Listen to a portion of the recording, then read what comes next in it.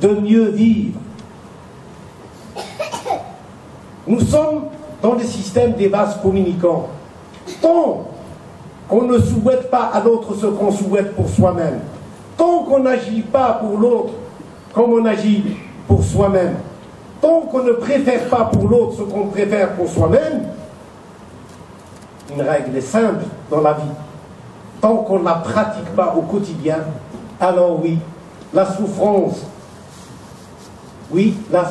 augmentera et elle nous touchera et elle nous emportera. Regardez autour de vous comment le monde va.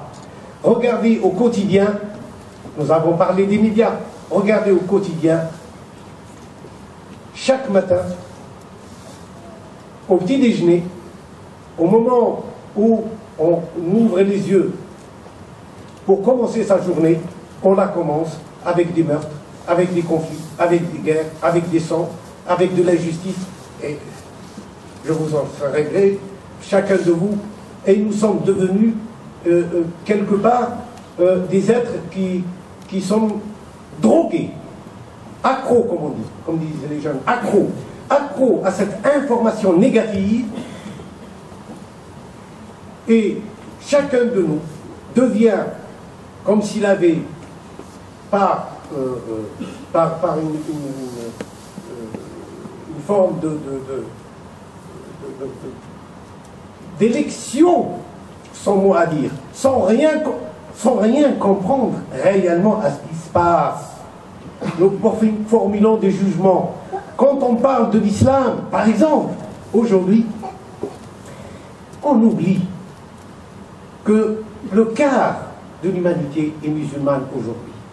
Et ignorer ce quart de l'humanité et lui renvoyer que des images négatives, c'est le conforter encore davantage dans sa vision de l'autre qui ne peut être que négative. Quand on fonde ses jugements sur des préjugés, quand un musulman sent, et je le suis, et je voyage beaucoup, quand un musulman sent qu'il est pointé du doigt et qu'il est regardé comme, peut-être pas tous, mais par beaucoup, comme un terroriste dans l'ombre, prêt à surgir et à faire éclater une bombe, alors regardez cet effet psychologique sur les musulmans qui vivent dans une société qui les rejette presque ou qui ne les comprend pas. Mais eux doivent faire aussi l'effort de comprendre sa société. C'est pour ça, ce n'est pas une question de mots. Quand on me dit c'est la communauté musulmane, je dis non, et je le refuse. Non, je suis une composante, en tous les cas, pour mes enfants et mes petits-enfants. Ils sont une composante d'une humanité. Et pour nous, musulmans, le mot doit avoir du sens. Être la composante d'un corps, c'est participer à la vie de ce corps. C'est contribuer à son bien-être, à son épanouissement. Si nous nous replions dans un communautarisme suicidaire, nous léguons à nos enfants un poids très lourd à porter. Le mythe, ce mythe des ancêtres, ce mythe destructeur qui fait que le musulman d'aujourd'hui va chercher son modèle au Moyen-Âge. Oublions qu'il vit au XXIe siècle. Et cela pour lui, parce qu'il n'a pas la possibilité, ni par l'éducation, ni au niveau de ce qu'il entend à travers les médias, ni dans la société, un dialogue qui peut lui permettre de se référer à un pays, à une nation, à une terre, qu'il accepte comme un composant fécond, important, quelque chose de positif. Et quant au reste du monde musulman, comment voit-il l'Occident? Eh bien, il le voit malheureusement qu'à travers les conflits qu'il vit. Je vous ai dit que nous avions parlé en janvier 2001 de cette situation. Et la réponse est venue. Le 1er septembre, vous savez tout ce qui s'est passé. Mais après le 1er septembre, comment on a réagi? Eh bien, on a réagi par d'autres conflits. En Afghanistan, en Irak, et puis ce conflit permanent, gênant, dont on n'ose même plus parler tellement on en a parlé. C'est le conflit entre Palestiniens et Israéliens. Il est inévitable que ces endroits meurtris, ces endroits où le sang, où la souffrance est au quotidien, doivent trouver une issue.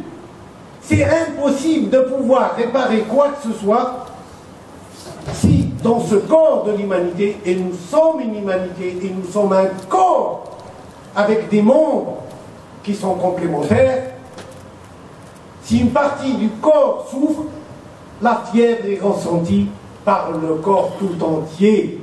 Nous ne pouvons pas fermer les yeux sur ce qui se passe sur notre terre, qu'il soit au Moyen-Orient, en Extrême-Orient, en Amérique du Sud ou ailleurs. Donc nous avons le devoir, par fidélité, par conscience, à honorer le contrat de tous ceux qui sont passés avant nous, de tous ceux qui se sont battus pour la liberté, pour la légalité, pour la fraternité des hommes, de quelque religion qui soit. C'est à cela que nous appelle notre spiritualité. À ne pas faire la confusion, à ne pas jouer le jeu, ce jeu narcissique qui connaît tout, qui sait tout et qui a la vérité. Le monde de demain, c'est un monde autrement. C'est un monde où, partant du nôtre, où chacun sait quelque chose, mais nul ne sait tout. Alors, qu'est-ce qu'il nous reste? L'échange est la clé de tout progrès. L'échange est la clé d'une nouvelle vision du monde. Et ce monde-là, qu'on le veuille ou pas, nos enfants ont déjà un pied dedans. Ils sont déjà, eux, de l'autre côté. Eux, leur monde ne sera pas le nôtre. Ali ibn Abi Talib, le gendre du prophète Mohammed, disait: éduquez vos enfants pour leur époque et non la vôtre. Il parlait il y a 15 siècles. Alors comment aujourd'hui éduquer nos enfants, sinon qu'en leur donnant une conscience universelle, de citoyenneté universelle, de fraternité universelle? Aucun pays ne peut s'en sortir tout seul. Aucun continent ne peut s'en sortir tout seul. Croyez-vous que ce n'est pas les armes, la guerre et la technologie qu'une partie d'un monde peut gagner sur l'autre? On fait erreur. Nous faisons tous erreur. Dans ce Moyen-Orient, qui a besoin, lui, de paix, on vient de signer le plus grand contrat jamais signé pour lui fournir des armements. Où on va avec une vision aussi narcissique, aussi démentielle? Oui, alors l'homme, c'est vrai, comme le disait Edgar Morin, est une espèce criminelle par intérêt.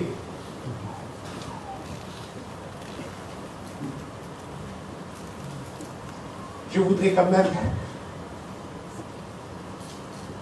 ne pas que mon message soit compris. Je ne suis pas venu pour convaincre ou convertir. C'est seulement pour témoigner.